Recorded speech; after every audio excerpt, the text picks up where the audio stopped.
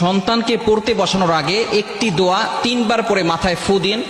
সন্তানের পড়া মুখস্থ থাকবে এবং পড়া সে ভুলবে না, পড়া মনে রাখতে পারবে।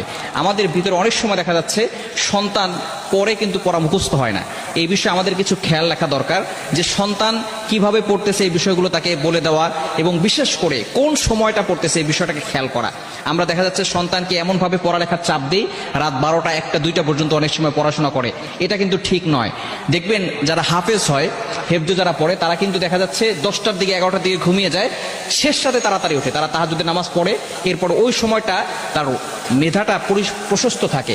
এজন্য ওই সময় আপনি পড়ার চেষ্টা করবেন, আপনার সন্তানকে পড়তে বলুন। বিশেষ করে ফজরের নামাজটা পড়া, সন্তানদেরকে নিজেও নামাজ পড়া এবং সন্তানদেরকেও নামাজের জন্য আদেশ করা। তবে সন্তান যখন পড়তে বসবে, পড়তে বসার আগে আপনি মাথায় 3 বার একটি দোয়া পরে ফু দিবেন। সেটা হচ্ছে আল্লাহুম্মা ফাক্কিহহু ফিদ্দীন ওয়া আল্লিমহু তা'ওয়ীল।